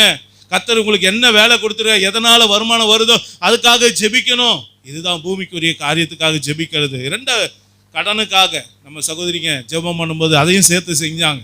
இன்னைக்கு கடன் ரொம்ப பெரிய பிரச்சனை. அந்த கடனில் வட்டி, அது ஒரு பெரிய தலைவலி. பார்த்துங்க, அதனால் வரக்கூடிய நெருக்கம், அதனால் வரக்கூடிய நிந்தையான பேச்சு, அவமானங்க. யோசிச்சு பாருங்க. அந்த நேரத்தில் பணத்தை சரியான நேரத்துக்கு கொடுக்க முடியாமல் போகுது பாருங்க. நம்ம வாக்கு கொடுத்துருப்போம், 5ஆம் தேதி தரேன்னு சொன்னோம், 5ஆம் தேதி கொடுக்க முடியலன்னா யோசிச்சு பாருங்க, நம்ம வாக்கு தவறினெல்லாம் மாறிடும் பாருங்க. அப்போ இதெல்லாம் இன்னைக்கு தேவனோட பிள்ளைகளோட வாழ்க்கையில் பெரிய போராட்டமாக இருக்குது, பெரிய பிரச்சனை மாதிரி. சில பேர் பிஸ்னஸை பணத்தை போடுறாங்க, ரொட்டேஷனாக ஆகிறதுக்கு பணம் இருக்க மாட்டேங்குது. அப்போ இதுக்கெல்லாம் நீங்கள் ஜெபிக்கணும். கடனை அடைக்க ஜெபிக்கணும். கடன் கொடுத்தவங்க கண்களில் தயவு கிடைக்க ஜெபிக்கணும். அதை சரியான நேரத்துக்கு கொடுக்க ஜெபிக்கணும். அப்போ இதெல்லாம் உபவாச ஜெபத்தில் நம்ம செய்ய வேண்டிய ஒரு காரியங்க. நல்லா கவனிச்சுங்க. நம்முடைய போக்குவரத்துக்காக நிறைய நேரங்களில் நம்ம வெளியே போகிறோம். பார்த்தீங்களா, வண்டி எடுத்துகிட்டு வேலைக்காக போகிறீங்க, அல்லது வேறு ஏதாவது குடும்ப காரியத்துக்காக போகிறீங்க. எதுக்காக போனாலும் நீங்கள் 2 வீலரோ 4 வீலரோ 3 வீலரோ எதில் போனாலும் உங்கள் பிரயாண போக்கிலும் வரத்திலும் பத்திரமா போயிட்டு நீங்களும் உங்கள் பிள்ளைகளும் பத்திரமா வீடு வந்து சேர்றதுக்காக நீங்கள் என்ன பண்ணணும்? ஜெபிக்கணும் அப்படின்னு ஆண்டவர் சொல்கிறார். அது மாத்திரம் இல்லை, வாகனத்துக்காக ஜெபிக்கணும். கர்த்தர் நமக்கு கொடுத்த வாகனத்துக்காக நீங்கள் ஜெபிக்கணும். நம்ம வீட்லேயோ நம்முடைய காரியத்திலையோ எந்த பொருளும் திருடு போகக்கூடாது, அதுக்காக நம்ம ஜெபிக்கணும். நஷ்டம் வரக்கூடாது, அதுக்காக நம்ம ஜெபிக்கணும். சேதம் வரக்கூடாது, அதுக்காக நம்ம ஜெபிக்கணும். இழப்புகள் வரக்கூடாது, தேவையில்லாத மரணம். அடிக்கடி வீட்டில் வியாதி வருது பாருங்க, ஒன்று போனால் ஒன்று வீணான பண விரயங்கள். இதெல்லாத்தையும் நீங்கள் என்ன பண்ணணும்? கடிந்து கொண்டு தேவனுடைய சமூகத்தில் ஜெபிக்கணும். இது ஆவிக்குரிய பூமிக்குரிய காரியத்துக்காக நாம் ஜெபிக்கிறது. இதெல்லாம் நமக்காக. ஓகேவா? இப்போ நம்ம பிள்ளைகளுக்காக ஜெபிக்கணும் இல்லையா? பிள்ளைகளை குறித்து வசனம் என்ன சொல்லுது பாருங்க. மத்தேயு 2ஆம் அதிகாரம் 16ஆம் வசனத்தை வாசிங்க. அப்பொழுது ஏரோது தான் சாஸ்திரிகளால் வஞ்சிக்கப்பட்டதை கண்டு மிகுந்த கோபம் அடைந்து ஆட்களை அனுப்பி தான் சாஸ்திரிகளிடத்தில் திட்டமாய் விசாரித்த காலத்தின்படியே பெத்லகேமிலும் அதன் சகல எல்லைகளிலும் இருந்து 2 வயதுக்குட்பட்ட எல்லா ஆண் பிள்ளைகளையும் கொலை செய்தான். ஆமா, நல்லா கவனிங்க. பிசாசோட தந்திரமே என்ன தெரியுங்களா? அவனோட முதல் வேலை என்ன தெரியுமா? தேவனுடைய சந்ததி இருக்கவே கூடாது. என்னது? தேவனுடைய பிள்ளைகளை சந்ததி இருக்கவே கூடாது அப்படின்றதுக்காக தான் அவன் சந்ததிகளை அழிக்கிற வேலையை ஆதியிலிருந்தா பார்க்குறான். நீங்கள் நல்லா யோசிச்சு பாருங்க. ஆபேலை கொலை பண்ணது யாரு? யோசிச்சு பாருங்க. ஆபேலை கொலை பண்ணது யாரு? பிசாசு. மோசே பிறக்கும்போது எத்தனையோ பிள்ளைகளை கொன்று குவிச்சாங்க. யோசிச்சு பாருங்க. ஏசப்பா பிறப்பப்போ தான் சொல்லப்படுது 2 வயசுக்குட்பட்ட எத்தனையோ பிள்ளைங்க கொன்று குவிக்கப்பட்டாங்க. யோசிச்சு பாருங்க. இதெல்லாம் என்ன காட்டுது? ஆவிக்குரிய சந்ததி எழும்பக்கூடாது, உங்கள் பக்தி உள்ள பிள்ளைகள் எழும்பக்கூடாது, கர்த்தரை ஆராதிக்கிற பிள்ளைகள் எழும்பக்கூடாது என்பதற்காக சில நேரங்களில் இன்னைக்கு கூட பாருங்க, சில பேர் அபாஷன் என்ற பேர் வழியில் என்ன பண்ணுறாங்க? சத்துருக்கு இடம் கொடுத்துட்றாங்க பாருங்க. யோசிச்சு பாருங்க. அப்போ இன்னைக்கு சத்துரு நம்முடைய சந்ததி மேலே, நம்முடைய பிள்ளைகள் மேலே அவன் கை வைக்கக்கூடாது, அழிக்கக்கூடாது என்பதற்காக நம்ம ஜெபிக்கணும். முதல்ல நல்லா புரிந்து கொள்ளுங்க. ரெண்டாவது யாத்திராகமம் 10ஆம் அதிகாரம் 10ஆம் வசனத்தை வாசிங்க. அப்பொழுது அவன், நான் உங்களையும் உங்கள் குழந்தைகளையும் எப்படி விடுவேனோ அப்படியே கர்த்தர் உங்களோடு இருப்பாராக, எச்சரிக்கையாய் இருங்கள், உங்களுக்கு பொல்லாப்பு நேரிடும். நல்லா கவனிங்க. இங்க பார்வோன் சொல்றாரு, மோசே கிட்ட பேசுறாரு. என்ன பேசுறாரு? மோசே வந்து கேட்டான், நாங்களும் என் பிள்ளைகள் ஆடு மாடு எல்லாத்தோட நான் போய் கர்த்தருக்கு ஆராதனை பண்ணணும் அப்படின்னு கேட்கும்போது இங்க பார்வோன் சொல்றான், நீ ஒன்னா போய்க்கோ, உன் ஆடு மாடு ஒன்னா கூட போய்க்கட்டும், ஆனா உன் பிள்ளை இங்க இருக்கட்டும். நல்லா கவனிச்சிங்க. யாரு? பிள்ளை இங்க இருக்கட்டும். நல்லா கவனிச்சிங்க. உங்களை கூட ஆராதனை பண்ண விட்டுருவான், உங்க பொண்டாட்டியை ஆராதனை பண்ண விட்டுருவான், உங்க அப்பா அம்மாவை ஆராதனை பண்ண விட்டுருவான். ஆனா பிள்ளைகளை பிசாசு என்ன பண்ண மாட்டான்? ஆராதிக்க விட மாட்டான். நல்லா புரிந்து கொள்ளுங்க. ஆனா மோசே விட்டாரா? இல்ல, என் பிள்ளைகளோட தான் போவேன், கர்த்தர் எனக்கு கொடுத்த ஆடு மாடு எல்லாத்தோட தான் போவேன். ஏன்னா கர்த்தருக்கு அங்க என்ன பலி செலுத்துறேன்னு எனக்கு தெரியாது. ஆட்டை கேட்பாரா, மாட்டை கேட்பாரா தெரியாது, தங்கத்தை கேட்பாரா, வெள்ளியை கேட்பாரா தெரியாது. அதனால எங்க பொருள் ஒன்னே நாங்க எகிப்துல விட மாட்டோம், எல்லாத்தையும் எடுத்துக்கிட்டு தான் போவோம். புரியுதுங்களா? அப்படின்னு சொல்றான். நல்லா யோசிச்சு பாருங்க. அப்ப இரண்டாவது, கர்த்தரை ஆராதிக்க விடாமல் நம்முடைய பிள்ளைகளை பிசாசு தடுப்பான். நல்லா கவனிச்சு. ஏன் பிள்ளைக்காக ஜெபிக்கணும்? ஒன்று, நம்ம சந்ததி அழிச்சு போகணும் அவன் நினைக்கிறான், அதனால நிறைய பிரச்சனைகளை கொண்டு வருவான்.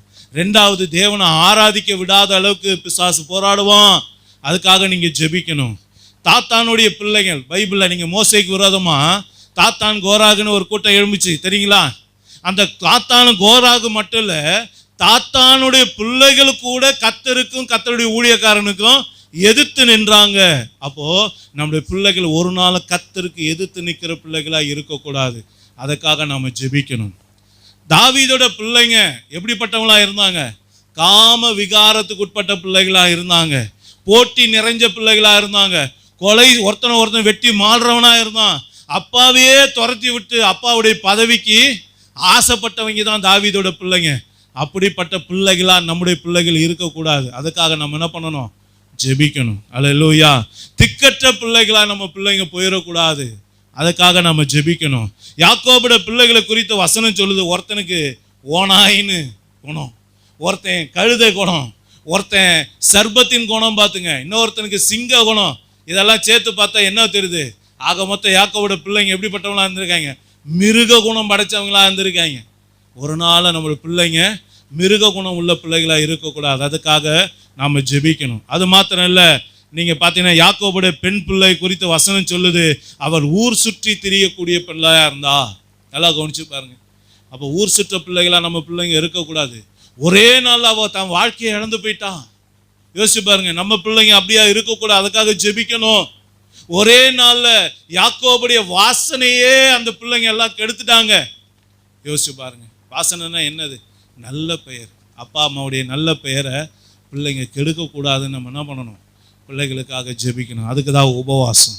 அது மாத்திரம் இல்லை, நம்ம பிள்ளைங்க பின்மாற்றத்தில் போகக்கூடாது, நம்ம பிள்ளைகள் துன்மார்க்கமாய் வாழக்கூடாது, நம்முடைய பிள்ளைகள் பாவத்தில் விழுந்து கிடக்கக்கூடாது. இதுக்காக நம்ம என்ன பண்ணணும்?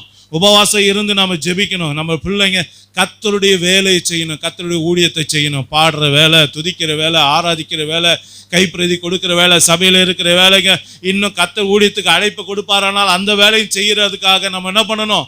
நம்மளோட பிள்ளைகளை உபவாசம் இருந்து நாம ஜெபிக்கணும். அது மாத்திரம் இல்லை, யோபோட பிள்ளைங்க எப்படி இருந்தாங்க? கர்த்தரை தூஷித்தவர்களா இருந்தாங்க. யோசிச்சு பாருங்க. நம்ம பிள்ளைங்க கர்த்தரை தூஷிக்கிறவங்களா இருக்கக்கூடாது, அதுக்காக நம்ம என்ன பண்ணணும்? ஜெபிக்கிறவளா இருக்கணும். இஸ்மவேலை குறித்த வசனம் சொல்லுது, இஸ்மவேலன் துஷ்டனா இருந்தான். நம்ம பிள்ளைங்க ஒரு நாள் துஷ்டனா இருக்கக்கூடாது. இதே இஸ்மவேலை குறித்து இன்னொரு வசனம் சொல்லுது, அவன் அடிமையின் மகனாய் இருந்தான். நம்ம பிள்ளைங்க எந்த காரியத்துக்கு அடிமைப்படக்கூடாது, பெருமைக்கு அடிமைப்படக்கூடாது, பாவத்துக்கு அடிமைப்படக்கூடாது, இச்சைக்கு அடிமைப்படக்கூடாது, உலக காரியத்துக்கு அடிமைப்படக்கூடாது. இதெல்லாம் யாருடைய ஜெபம்? உங்க ஜெபத்தினால, உங்க உபவாசத்தினால தான் பிள்ளைங்க ஜெயிப்பாங்க. அல்லேலூயா. அது மாத்திரம் இல்லை, ஏசாவை பற்றி வசனம் சொல்லுது, அவன் சேஷ்ட புத்திர பாகத்தை இழந்து போயிட்டான். இன்னைக்கு உச்சிதமான ஆசீர்வாதம் அது, உன்னதமான ஆசீர்வாதம் அது, தேவ பிள்ளைகளுக்கே உரிய ஆசீர்வாதம் அது. அந்த ஆசீர்வாதத்தை ஒரு நாள் நம்ம பிள்ளைங்க என்ன பண்ணக்கூடாது? இழந்து விடக்கூடாது. அதுக்காக நம்ம ஜெபிக்கணும். யாக்கோபை போல பெற்றோர்கள் இறக்கும் போது கூடவே யாக்கோபு இல்லை. அது அப்பா இறக்கும் போதும் கூட இல்லை ஆளு, அம்மா இறந்து போகும்போது கூட இல்லை. யோசிச்சு பாருங்க, இப்படிப்பட்ட பிள்ளைகளாக நம்ம பிள்ளைங்க இருக்கக்கூடாது. அதற்காக நம்ம ஜெபிக்கணும். யூதாசை போல கேட்டின் மகனாக இருக்கக்கூடாது. நம்ம பிள்ளைங்க பண ஆசை பிடிச்சவங்களா இருக்கக்கூடாது. தாண்டோண்டி தனமாக திரிகிற பிள்ளைகளாக இருக்கக்கூடாது. இஷ்டம் போல திரிகிற பிள்ளைகளாக இருக்கக்கூடாது. இதற்காக நம்ம ஜெபிக்கணும். அல்லேலூயா. கெட்ட குமாரனை நம்ம பைபிளில் வாசிச்சிருக்கோம். அந்த மனுஷன் என்ன பண்ணா? தாய் தகப்பனை மதிக்கவே இல்லை. மனம் போன வாழ்க்கை, மனசும் மாம்சமும் விரும்பின காரியத்தை செஞ்சான். அப்படிப்பட்டவனா இருக்கக்கூடாது. யோசிச்சு பாருங்க. அழித்து போட்டான், ஆஸ்திகளை அழித்து போடுற பிள்ளைகளாக இருக்கக்கூடாது. அதுக்காக நம்ம ஜெபிக்கணும். அல்லேலூயா. நம்முடைய பிள்ளைகள் ஊதாரியா இருக்கக்கூடாது. பணம் விரயம் பண்ணுற பிள்ளைகளாக இருக்கக்கூடாது. பொறுப்புள்ள பிள்ளைகளாக இருக்கணும். அப்போது உபவாச ஜெபம் என்ன பண்ணும்? இதெல்லாம் செய்து முடிக்கும். இன்னும் வேதத்தில் நீங்கள் பார்த்தீங்கன்னா, ஏசப்பா கிட்ட ஒரு தகப்பன் பிள்ளையை கூப்பிட்டு வரான். என்ன கூப்பிட்டு வரான்? ஒரு பிசாசு பிடிச்சிருக்கு அவனுக்கு. அப்போ ஏசப்பா அவன்கிட்ட கேட்குறாரு. என்ன கேட்குறாரு? இவனுக்கு எப்படா இது பிடிச்சிது அப்படின்னு கேட்கும்போது அவங்க அப்பா சொல்கிறாரு, என்ன சின்ன வயசுலேருந்தே அவனை அலக்களிக்குது. நல்லா கவனிச்சுக்கொள்ளுங்க. அப்போ பிசாசு அலக்களிக்கிற பிள்ளைகளாக நம்ம பிள்ளைங்க இருக்கக்கூடாது. அதுக்காக ஜெபிக்கணும். பலவீன ஆவிகள் சில பிள்ளைகளை பலவீனப்படுத்திக்கிட்டே இருக்கும். அந்த மாதிரி காரியங்கள் நம்ம பிள்ளைக்கு வராதபடிக்கு நம்ம என்ன பண்ணோம்? நம்ம கடிந்து கொண்டு நாம் ஜெபிக்கணும். யாவீருடைய பிள்ளையை போல மரண அவஸ்தைப்படுகிற பிள்ளைகளா நம்ம பிள்ளைங்க இருக்கக்கூடாது. அதுக்காக நம்ம என்ன பண்ணணும்? ஜபத்தில் நம்மளுடைய பிள்ளைகளை நாம் தாங்கணும். இது மாத்திரம் இல்லை, நீதிமொழிகளில் ஒரு வார்த்தை இருக்குது. என்னது? அட்டைக்கு தாத்தா என்கிற 2 குமாரத்திகள் அட்டைக்கு உண்டான். என்னது? தாத்தான்னு எப்போ பார்த்தாலும் கேட்டுக்கிட்டே இருக்க பிள்ளைகளாக இருக்கக்கூடாது. நம்ம பிள்ளைங்க எப்படியா இருக்கணும்? கொடுக்கிற பிள்ளைகளாக இருக்கும். அல்லேலூயா. இந்த காரியம்லாம் யார் ஜெபிச்சா நடக்கும்? சொல்லுங்க, யார் ஜெபிச்சா நடக்கும்? நாம் ஜெபிச்சாதான் நம்ம பிள்ளைங்க வாழ்க்கையில் இதை நடக்கும். அப்போ நல்லா கவனிங்க. முதல் காரியம், தேவனுக்கு முன்பாக நம்மை தாழ்த்துகிறதுக்காக உபவாசம். 2வது, ஏசப்பா சொன்னார், உங்களுக்காகவும் உங்கள் பிள்ளைகளுக்காகவும் அழுவுங்கன்னு சொன்னார். அதனால் உங்களுக்காகவும் உங்கள் பிள்ளைகளுக்காகவும் ஏறெடுக்கிறதுக்கு தான் உபவாச ஜெபம். 4வது ஒரு காரியத்தை பாருங்க. 4வது என்னது? நம்முடைய பொருள்களுக்காக உபவாசம் இருந்து ஜெபிக்கணும். ஏன் நம்ம பொருள்களுக்காக உபவாசம் இருக்கணும்? அப்படி உபவாசம் இருந்து நம்ம பொருட்களுக்காக, ஆண்டவர் கொடுத்த டிவியாக இருக்கட்டும், ஆண்டவர் கொடுத்த சேராக இருக்கட்டும், ஆண்டவர் கொடுத்த mixie, grinder, washing machine, car, bike, வீட்டில் சின்ன பொருளோ பெரிய பொருளோ, ஆண்டவர் கொடுத்த சகல பொருளுக்காகவும் நீங்கள் என்ன பண்ணணும்? ஆண்டவருடைய சமூகத்தில் உபவாசம் இருந்து ஜெபிக்கணும். நீங்கள் நல்லா ஜெபம் பண்ணாதான் அது நல்லா ஓடும். நீங்கள் ஜபத்தை குறைச்சிங்கன்னா அப்போ தான் அதுவும் என்ன பண்ண மக்கார் பண்ண ஆரம்பிக்கும். நல்லா கவனிச்சிங்க. ஏன்? வசனம் சொல்லுது பாருங்க. யோபு 1ஆம் அதிகாரம் 10ஆம் வசனத்தை வாசிங்க. யோபு 1ஆம் அதிகாரம் 10ஆம் வசனம். நீர் அவனையும் அவன் வீட்டையும் அவனுக்கு உண்டான எல்லாவற்றையும் சுற்றி வேலி அடைக்கவில்லையோ? என்ன கேட்டீங்களா? ஏசப்பா என்ன பண்றாரு? வேலி அடைக்கிறாரு. உங்க வீட்டில் இருக்க பொருள் மேல வேலி இருக்கா? கர்த்தருடைய வேலி. கர்த்தருடைய வேலி இருந்தால் அது ஒழுங்கா ஓடும். அல்லேலூயா. ஆமா, உங்க வீட்டில் இருக்க கார் ஒழுங்கா இருக்கா? எந்த பிரச்சனை இல்லாமல் ஓடுதான்? அது கர்த்தர் கொடுத்த வேலி. அந்த வேலி எப்போ போவோம்? நம்ம எப்போ ஜபத்தை குறைக்கிறோமோ, உபவாச ஜபத்தை குறைக்கிறோமோ, அப்போ என்ன பண்ணோம்? காரு மக்கார் பண்ணும், பைக்கு மக்கார் பண்ணும், அது இல்லாமல் வீட்டில் இருக்க மிக்சி, கிரைண்டரு எல்லாம் மக்கார் பண்ண ஆரம்பிச்சிடும். அப்போவே நம்ம தெரிஞ்சுக்கலாம் என்னன்னு. ஏதாவது ஒன்று பிரச்சனை வருதுன்னா நம்ம உபவாச ஜபம் சரியில்லை அப்படின்னு அர்த்தம். நல்லா கவனிச்சிங்க. நீங்கள் உங்கள் உபவாசம் இருந்தால் அங்கே உங்கள் பொருள் என்ன பண்ணும்? அட்டகாசமாக வேலை செய்யும், புதுசு போல வேலை செய்யும். அல்லேலூயா. அப்போ நம்ம சகல பொருளுக்காக நம்ம என்ன பண்ணணும்? உபவாசம் இருந்து ஜெபிக்கணும். அல்லேலூயா. அது மாத்திரம் இல்லை, 2 சாமுவேல் 6ஆம் அதிகாரம் 11-12 வசனத்தை வாசிங்க. கர்த்தருடைய பெட்டி கிதியனாகிய ஓபேத் ஏதோமின் வீட்டிலே 3 மாதம் இருக்கையில் கர்த்தர் ஓபேத் ஏதோமை அவன் வீட்டார் அனைவரையும் ஆசீர்வதித்தார். தேவனுடைய பெட்டியின் நிமித்தம் கர்த்தர் ஓபேத் ஏதோமின் வீட்டையும் அவனுக்கு உண்டான எல்லாவற்றையும் ஆசீர்வதித்தார். கவனிச்சீங்களா? எப்போ ஒரு மனுஷன் ஆசீர்வதிக்கப்படுவான்? கர்த்தருடைய உடன்படிக்கை பெட்டி உங்க வீட்டில் இருக்கான். உடன்படிக்கை பெட்டின்னா என்னது? தேவனுடைய வார்த்தை. என் வீட்டில் பைபிள் இருக்கு பிரதர், ஆனாலும் என் வீட்டில் ஆசீர்வாதம் இல்லை அப்படின்னு நீங்கள் சொன்னீங்கன்னா, பைபிள் வீட்டுக்குள்ளே இருக்கக்கூடாது. என் வீட்டில் நிறைய பைபிள் இருக்குது அப்படிலாம் இல்லை, அப்படிலாம் சொல்ல. இன்னும் புக்கு சென்டருக்கெல்லாம் நீங்கள் போனீங்கன்னா, நம்ம இஎல்எஸ்க்கெல்லாம் போனீங்கன்னா ஆயிரக்கணக்கில் பைபிள் வச்சுருப்பாங்க. அப்போ அதை ஆசீர்வதிக்கப்படணும்ல. அப்படி இல்லை. பைபிள் வச்சிருக்கிறதுனால ஒரு மனுஷன் ஆசீர்வதிக்கப்பட மாட்டான். பைபிள் ஆண்டவருடைய வார்த்தை உங்களுக்குள்ளே இருக்கணும். அப்படின்னா என்ன அர்த்தம்? நீங்க தேவ வார்த்தையின்படி வாழ்கிறவர்களாக நடக்கிறவர்களாக இருக்கணும். அல்லேலூயா. அப்போ கர்த்தர் உங்ககிட்ட இருந்தாதான், கர்த்தருடைய வார்த்தையின்படி நீங்க வாழ்ந்தாதான் கர்த்தர் உங்ககிட்ட இருப்பாரு. நல்லா கவனிச்சிங்க. அப்போ கர்த்தர் உங்ககிட்ட இருந்தா உங்க வீடு ஆசீர்வதிக்கப்படும், நீங்க ஆசீர்வதிக்கப்படுவீங்க, உங்க பிள்ளைங்க ஆசீர்வதிக்கப்படுவாங்க, உங்க எல்லா காரியமும் ஆசீர்வதிக்கப்படும். எப்போ? கர்த்தருடைய உடன்படிக்கை பெட்டியாகிய கர்த்தருடைய வார்த்தை உங்களுக்குள்ள இருக்கும்போது. கர்த்தர் நம்ம கூட இருக்காரா? யோசிச்சு பாருங்க. நம்ம கர்த்தருக்கு பிரியமா வாழ்றோமா? அவன் வாழ்ந்தான், அதனால 90 நாள்ல ஆசீர்வதிக்கப்பட்டான். எவ்வளவு நாள்? 90 நாள்ல அவன் ஆசீர்வதிக்கப்பட்டான். அவன் மனைவி, பிள்ளைங்க, அவன் வீடு, அவனுடைய பொருட்கள் எல்லாம் ஆசீர்வதிக்கப்பட்டது. இது நிரூபிக்கப்பட்ட உண்மை. என்னது? நிரூபிக்கப்பட்ட உண்மை. ஒரு மனுஷனை கர்த்தர் ஆசீர்வதிக்கிறது இதை விட வேற என்னங்க வேணும்? யோசிச்சு பாருங்க. அப்போ இன்னைக்கு நம்மகிட்ட கர்த்தருடைய வார்த்தை இல்லைன்னா ஆசீர்வாதம் நம்ம பொருட்கள் மேலே இருக்காது. எல்லா உடைமைகள் மேலே கர்த்தருடைய ஆசீர்வாதம் இருக்கணும். அல்லேலூயா. அப்போ கர்த்தருடைய வார்த்தை கை கொள்ளுங்க, ஒழுங்கா கேளுங்க, அதன்படி நடங்க. ஒரு நாளும் கர்த்தருடைய வார்த்தை இதை செய்யாதுன்னு சொன்னால் செய்யவே செய்யாதுங்க. அப்படி இருக்கிறது தான் கர்த்தருடைய வார்த்தையை நீங்கள் மகிமைப்படுத்துறது. அப்போ கர்த்தர் உங்களோட இருப்பார். அல்லேலூயா. நீங்கள் கர்த்தரோடு இருந்தால் அவர் உங்களோடு இருப்பார். நீங்கள் அவரை விட்டு விட்டீங்கன்னா அவர் உங்களை விட்டுருவார். அல்லேலூயா. நீங்கள் கர்த்தரோடு இருக்குதுன்னு என்னது? ஒருவன் என் வார்த்தையில் அவன் இருந்தால் அவன் என்னோடக்குள்ளே இருக்கிறான்னு சொல்றார். நல்லா கவனிச்சிங்க. இன்னைக்கு ஏசப்பாவுடைய வார்த்தையின்படி நடக்கிற மனுஷனோட ஏசப்பா இருக்கிறார். உங்களோட கர்த்தர் இருந்தால் அவங்க வீடு, உங்கள் பொருட்கள் எல்லாவற்றையும் கர்த்தருடைய வேலி இருக்கும், ஆசீர்வாதம் இருக்கும். அல்லேலூயா. 5வதாக எதுக்காக உபவாசம் போட்டாரு எஸ்ரா?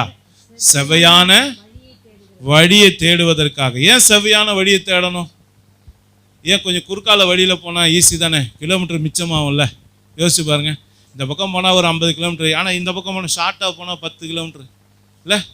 ஆனால் ஆண்டவர் என்ன சொல்கிறார்? குறுக்கு வழியை வேண்டாம், செவ்வையான வழியை தேடுன்றார். யோசிச்சு பாருங்க. ஏன் செவ்வையான வழியை தேடணுமா? ஒன்று சங்கீதம் 107:7 வாசிங்க. தாபரிக்கும் ஊருக்கு போய் சேர அவர்களை செவ்வையான வழியிலே நடத்தினார். என்னது?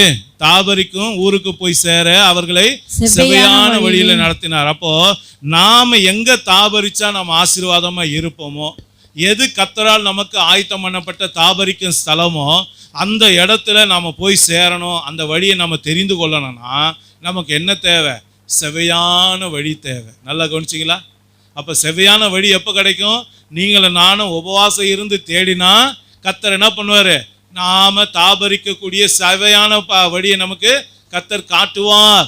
2வது ஒரு வார்த்தை வாசிங்க. நீதிமொழிகள் 4ஆம் அதிகாரம் 11-12 வாசிங்க. ஞான மார்க்கத்தை நான் உனக்கு போதித்தேன், செவ்வையான பாதைகளிலே உன்னை நடத்தினேன். நல்லா கவனிங்க. செவ்வையான பாதையிலே நான் உன்னை நடத்தினேன். நீ அவைகளில் நடக்கும்போது உன் நடைகளுக்கு இடுக்கண் உண்டாவதில்லை. இடுக்கண் உண்டாவதில்லை. நீ அவைகளில் ஓடினாலும் இடரமாட்டாய். இடரமாட்டாய். நல்லா கவனிச்சிங்களா? செவ்வையான பாதை ஏன் தேடணுமா? செவ்வையான பாதையில தான் உனக்கு இடுக்கண் இருக்காது, பிரச்சனையே இருக்காதுன்றார், போராட்டமே இருக்காது. அந்த பாதையில நீ ஓடினா கூட நீ கீழே விழுந்துட மாட்டப்பா அப்படின்றார். யோசிச்சு பாருங்க. அப்போ செவ்வையான பாதை எதுக்கு தேவை? ஒன்று, அதை நம்ம தாபரிக்கிற ஸ்தலத்துக்கு கொண்டு போய் சேர்க்கும். 2வது, இடுக்கன் இருக்காது அந்த பாதையில். 3வது, நாம் இடற மாட்டோம். அதனால தான் இந்த 5 காரியத்துக்காக எஸ்ரா என்ன பண்ணார்? ஜெபிச்சார். யோசிச்சு பாருங்க. இன்னைக்கு நாம் இப்படிப்பட்ட ஜெபத்தை ஏறெடுக்கிறோமா? இப்படி நாம் ஜெபிக்கிறோமா? யோசிச்சு பாருங்க. நிறைய விஷயம் கர்த்தர் நம்மளோட பேசியிருக்கார், நிறைய காரியங்க. நாம் உண்மையில இந்த திசையில் நாம் இது வரைக்கும் நாம் ஜெபிச்சிருக்கோமா? யோசிச்சு பாருங்க. நமக்காக, ஆவிக்குரிய வாழ்க்கைக்காக, பூமிக்குரிய வாழ்க்கைக்காக, நம்ம பிள்ளைகளுக்காக யோசிச்சு பாருங்க. அப்போ இவ்வளவு காரியங்களை கர்த்தர் நமக்கு இந்த உபவாச ஜெபத்தில் நாம் ஜெபிச்சா அதை நமக்கு அனுகூலமாக கொடுப்பார். அல்லேலூயா. அப்போ உபவாச ஜெபம் முக்கியமா இல்லையா? நம்ம சபையில் ஆயத்தம் பண்ணாலும் வரணும்.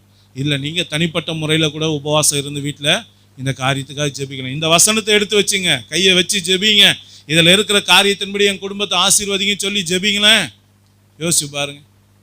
நீங்கள் உண்மையாக இருந்தால் இந்த மகிமையை நீங்கள் பார்ப்பீங்க. அல்லேலூயா. அப்போ இன்னைக்கு இதுக்கு தான் உபவாசம் தேவை. இன்னைக்கு இந்த உபவாசத்தை கர்த்தர் அங்கீகரிக்கிறார். இப்படி யாரெல்லாம் ஜெபிக்கிறாங்களோ அவங்க ஆசீர்வதிக்கப்படுறாங்க, அவங்க குடும்பங்கள் ஆசீர்வதிக்கப்படுது. அவங்களுக்கு கர்த்தர் செவ்வையான வழிகளை காட்டுகிறார். அவருடைய பொருட்களை கர்த்தர் ஆசீர்வதிக்கிறார், வேலி அடைத்து காத்துக்கிறார். வீணான செலவுகள், வீணான விரயங்கள், வீணான நஷ்டங்கள் பிள்ளைகளுக்கு வராதபடிக்கு கர்த்தர் மூடி பாதுகாத்து கொள்ளுகிறார். அல்லேலூயா. இன்னைக்கு நாம் என்ன செய்ய போகிறோம்? எல்லாரும் எழுந்திருப்போமா? எல்லாரும் எழுந்து நின்று கண்களை மூடி கர்த்தர் கொடுத்த வார்த்தைக்காக நம்ம எல்லாரும் ஏசப்பாவுக்கு நன்றி செலுத்துவோமா? எல்லாரும் இன்னைக்கு ஏன் உபவாசம் இருக்கணும்? எதற்காக உபவாசம் இருக்கணும்? அப்படி உபவாசம் இருந்தால் நமக்கு என்ன தேவ ஆசீர்வாதம் உண்டு என்பதை திட்டமும் தெளிவுமாக கர்த்தர் நம்மோடு கூட பேசியிருக்கிறார். என் அருமையான தேவ பிள்ளைகளே, இன்றைக்கு நாம் எப்படிப்பட்ட உபவாசத்தை ஏறெடுக்கிறோம்? ஏதோ கடமைக்காக வந்து ஜெபிக்கிறவளாக இருக்கிறோமா? இல்லை உண்மையாகவே இந்த உபவாசத்தை ஆசீர்வதித்து நான் ஆசீர்வதிக்கப்படணும், என் குடும்பம் ஆசீர்வதிக்கப்படணும், என் பிள்ளைகள் ஆசீர்வதிக்கப்படணும், என்னுடைய காரியங்கள்லாம் ஜெயமாக இருக்கணும்னு சொல்லி வாஞ்சையோடு வந்திருக்கீங்களா? யோசிச்சு பாருங்க. இன்னைக்கு கர்த்தர் அநேக காரியங்களை கற்றுக் கொடுத்திருக்கிறார். எதற்காக ஜெபிக்கணும், எப்படியெல்லாம் ஜெபிக்கணும், நம்ம பிள்ளைங்களுக்காக எப்படி கட்ட காரியத்துக்கெல்லாம் ஜெபிக்கணும் அப்படின்னு சொல்லி நமக்கு கற்றுக் கொடுத்துருக்கார். நிறைய நேரங்களில் நம்ம பிள்ளைங்க இப்படி நடந்து கொள்வதற்கு காரணம் நம்ம பிள்ளைங்க இல்லை, நம்ம பிள்ளைங்களோட போராடுகிற பிசாசு. இன்னைக்கு நீங்கள் பிசாசை கடிந்து கொண்டா நம்ம பிள்ளைங்க விடுதலை ஆயிடுவாங்க. யோசிச்சு பாருங்க. குடிகார ஆவி ஒருத்தனை பிடிச்சா அவன் குடிச்சிக்கிட்டே தான் இருப்பான். புகை பிடிக்கிற ஒரு ஆவி ஒருத்தனை பிடிச்சதுன்னா அவன் சிகரெட் பிடிச்சிக்கிட்டே தான் இருப்பான். பொய் சொல்லுகிற ஆவி ஒருத்தனை பிடிச்சா அவன் பொய் பேசிக்கிட்டே தான் இருப்பான். யோசிச்சு பாருங்க. அந்த ஆவியை இயேசுவின் நாமத்தில் நீங்கள் விரட்டி அடிச்சிங்கன்னா அவன் விடுதலை ஆவான். அப்போ இன்னைக்கு நம்ம பிள்ளைங்க எப்படி இருக்கணும், நம்ம குடும்பம் எப்படி இருக்கணும், நம்ம சமாதானமாக வாழ இன்னைக்கு கர்த்தருடைய சமூகத்தில் நம்ம ஊற்றி ஜெபிப்போமா? அல்லேலூயா. இன்னைக்கு முதல் கேட்டை எத்தனை பேர் தாண்டி இருக்கீங்க? ஃபர்ஸ்ட் கேட்டை எத்தனை பேர் தாண்டி இருக்கீங்க? முதல் கேட்டே நமக்கு என்னன்னு இன்னமும் தெரியல இல்லையா? அல்லேலூயா. கர்த்தருடைய வழிகளை தேடணுங்க. தாழ்த்துவதற்கு, தேவனுக்கு முன்பாக நம்மை தாழ்த்துவதை தேடணும். தாழ்மை நமக்கு ஆசீர்வாதத்தை கொண்டு வரும். தாழ்மை உள்ளவனையோ கர்த்தர் கண்ணோக்கி பார்க்கிறார். தாழ்மை உள்ளவனை கர்த்தர் உயர்த்துகிறார். தாழ்மை நமக்கு இன்னைக்கு அவசியமான ஒரு காரியமாக இருக்கிறது. மனம் திரும்புகிறது ஒரு அவசியமான காரியமாக இருக்கிறது. நம்முடைய தவறுகளை உணர்ந்து நம்மை சரி செய்து கொள்வது இன்னைக்கு அவசியமான ஒரு காரியமாக இருக்கு. அநேக நேரங்களிலே இந்த பாவங்கள், இந்த துணிகரமாய் நாம் நடந்த காரியங்கள், நம்மகிட்ட காணப்படுகிற இந்த காரியங்கள் நமக்கு தடையாய் நிற்கும். நம்முடைய ஆசீர்வாதத்தை பெற முடியாதபடிக்கு, கர்த்தருடைய கரம் நமக்காக நீட்ட முடியாதபடிக்கு இந்த பேச்சுகள், இந்த சுபாவங்கள், இந்த பாவ கிரியைகள் நமக்கு தடையாயிருக்கும். வீழ்ச்சியை கொண்டு வரும், தோல்வியை கொண்டு வரும். இன்றைக்கு அதை சரி செய்யணும். பாவத்தை அறிக்கையிடுங்க, குற்றங்கள் குறைவுகளை அறிக்கையிடுங்க, கர்த்தர் உணர்த்துகிற காரியங்களை மன்னிப்பு கேளுங்க, சீர் பொருந்துங்க. கர்த்தர் வாசலை திறப்பா, கர்த்தர் வாசலை திறப்பா. நீங்க சுதந்தரித்து ஆசீர்வாதமாய் இருப்பீர்கள். ஒப்பு கொடுப்போமா? எல்லாரும் ஒப்பு கொடுப்போமா? எல்லாரும் ஒப்பு கொடுத்து ஜெபிங்க. உங்களுக்காக ஜெபிங்க, உங்க பிள்ளைகளுக்காக ஜெபிங்க, கண்ணீர் விடுங்க. ஏசப்பாவே சொல்லிட்டார் இல்லையா? உங்களுக்காக அழுவுங்க, உங்க பிள்ளைகளுக்காக அழுவுங்கன்னு சொன்னாரு. அழுவுங்க, உங்க பிள்ளைகளுக்காக கண்ணீர் வடிங்க. நீங்க இங்க வடிக்கிற கண்ணீர் உங்க பிள்ளைகள் ஆசீர்வதிக்கப்படுவாங்க, உங்க பிள்ளைகள் விடுதலை பெறுவாங்க. சத்துருடைய போராட்டம் உங்க குடும்பத்தை விட்டு நீங்கி போகும். ஏசப்பாவுடைய சமூகத்தில் நின்று கண்ணீர் விட்டவர்கள் ஒருவரும் தோற்று போனது இல்லை. ஜெயத்தோடு திரும்புவீங்க. உங்க துக்கம் சந்தோஷமாய் மாறும். உங்க வெட்கத்துக்கு பதிலாக கர்த்தர் சிங்காரத்தை உடுத்துவார். உங்க அவமானத்துக்கு பதிலாக கர்த்தர் உங்களுக்கு சிங்காரத்தை உடுத்துவார். உங்கள் தோல்வி ஜெயமாக மாறும். உங்க பலவீனம் எல்லாம் நீங்க கர்த்தர் உங்களை பலப்படுத்துவார். ஒப்பு கொடுப்போமா? எல்லாரும் ஊக்கமாக ஜெபிங்க, எல்லாரும் ஊக்கமாக ஜெபிங்க. கர்த்தருடைய வழிகளை தேடுங்க, கர்த்தருடைய வழிகளை தேடுங்க. கர்த்தருக்கு முன்பாக உண்மை தாழ்மைப்படுத்துங்க. நாம ஒண்ணுமே இல்லை, நாம மண்ணு. அது என்னைக்கும் மறக்காதீங்க. நம்மளால ஒண்ணுமே செய்ய முடியாது. நம்ம உலகத்துல துடைத்து போடுகிற குப்பையை போல இருக்கிறோம், கந்தையை போல இருக்கிறோம். இயேசுவால் அன்றி நம்மளால் ஒன்றுமே செய்ய முடியாது. நாம மண் என்று வேதம் சொல்லுகிறது. என் அன்பு தேவ பிள்ளையை தாழ்த்துங்க. குற்றங்கள் குறைவுகளை கர்த்தரிடத்துல அறிக்கையிடுங்க. உங்களுக்கு தெரிஞ்சதுக்கு மன்னிப்பு கேளுங்க, தெரியாதது ஆண்டவர்கிட்ட கேளுங்க. கர்த்தாவே என் ஆசீர்வாதத்துக்கு எதுப்பா தடையா இருக்கு கேளுங்க. யோசுவா போல அவருடைய சமூகத்தில் ஊற்றுங்க. கர்த்தர் உங்களோடு பேசுவா. தோல்விக்கு காரணம் என்ன? பிரச்சனைக்கு காரணம் என்ன? உன் போராட்டத்துக்கு காரணம் என்ன? உன் வீழ்ச்சிக்கு காரணம் என்ன? ஆசீர்வாத குறைச்சலுக்கு காரணம் என்ன? காட்டி கொடுப்பான். அந்த காரியத்தை சரி செய்து கொள். கர்த்தர் உன்னை விடுதலை ஆக்கி விடுவா. ஒப்பு கொடுப்போமா? உங்களுக்காக ஜெபிங்க, உங்கள் புருஷனுக்காக ஜெபிங்க, உங்கள் மனைவிக்காக ஜெபிங்க, உங்கள் ஆவிக்குரிய வாழ்க்கைக்காக ஜெபிங்க. உங்கள் ஆவிக்குரிய வாழ்க்கையில் நம்ம பர்ஃபெக்டாக இருக்கணும். ஒரு ரட்சிப்பை காத்துக்கொள்கிறோமா? தாவீது ஒரு நாள் கண்ணீரிட்டு அதுதான் பச்சைபல் இடத்துல பாவம் செய்த போது அவனுடைய ஜெபத்தில் ஒரு வார்த்தை, உன்னுடைய ரட்சண்யத்தின் சந்தோஷத்தை திரும்ப என் இடத்துலேருந்து எடுத்துக்கொள்ளாதிரும் என்று சொல்லி ஜெபம் பண்ணான்.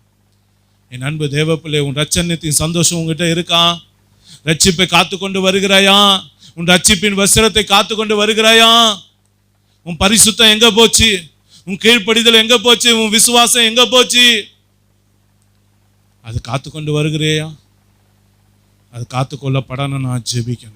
உபவாசம் இருந்து ஜெபிச்சா அந்த காரியம் நான் பலப்படும். அந்த காரியத்தில் நீ பலப்படுவ. உன் ரட்சிப்பில் நீ பலப்படுவ. உன் விசுவாசத்தில் நீ பலப்படுவ. உன் பரிசுத்தத்தில் நீ பலப்படுவ. உன் நீதியில், உன் நியாயத்தில் நீ பலப்படுவ. உன் கீழ்ப்படிதலில் பலப்படுவ. கர்த்தருடைய காரியத்தில் நீ பலனடைவாய். ஜெபிப்போமா?